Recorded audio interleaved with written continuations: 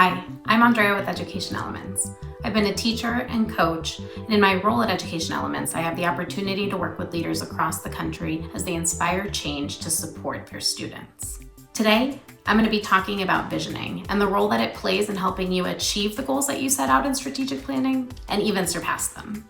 We'll talk about how a strong vision captures the essence of your community. Second, we'll talk about how visioning can help you set a direction and galvanize your community. And third, we'll talk about how the process of visioning can help inspire and motivate your team.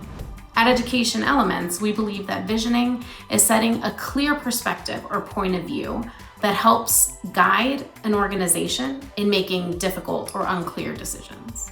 Often, when we're working in strategic plans, we want to answer those big questions, the questions that impact lots of different people, which is why having a clear vision is so important for guiding those decisions. Engaging and developing a strong visioning practice can help you and your organization as you're thinking about making choices with often imperfect options. Let's dig into these terms. It's important to understand what they mean in order for you to determine whether you need it or not. So your mission is why you do what you do. Your vision is where you want to go. And your values are what you believe. Now, your mission and vision tend to be more general. Your values or your beliefs tend to be a lot more specific. All of those things need to be decided based on the personality of your organization or the culture that you hold. You want to make sure that if you're going to take a stance on a vision or a mission, that you know why it's there and how it serves you. Second, visioning helps you set direction and galvanize your community. There are two ways in which you can galvanize your community around your vision. The first is when you're creating it. So ensuring that you have feedback from stakeholders as you develop your vision can make them involved in the process and help them see their voice in the final product. The second is by engaging people in the mission when it's already developed. You might do that through hiring people who are really aligned to your mission and vision. And it might help you keep consistent expectations for those who are still there or who have been there for a long time.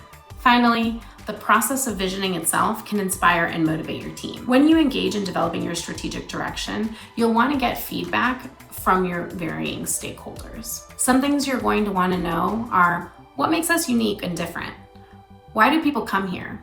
Why do people stay? All of these different answers are going to help you determine what your unique twist is as an organization. What makes you different? Finally is the practical part.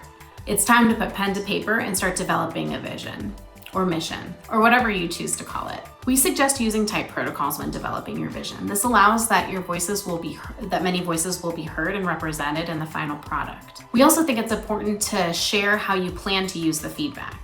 It's impossible to include every word that everybody feels strongly about.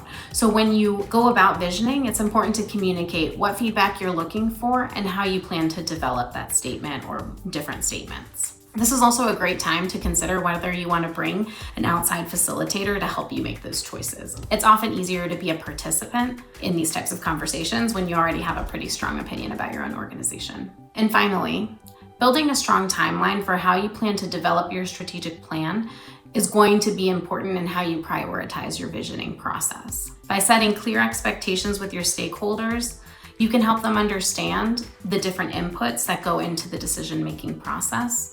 And it helps you build trust and motivation and momentum for when the final product is rolled out. So we've talked about a lot today. First, we talked about how a strong vision captures the essence of your organization. Secondly, we talked about how visioning can help you set direction and galvanize your community. Finally, we talked about how the process of visioning can help you build trust and momentum within your teams. I have a few questions for you. If you've engaged in visioning before, what's worked? What hasn't? Finally, what tone do you want visioning to set as you begin your strategic planning process?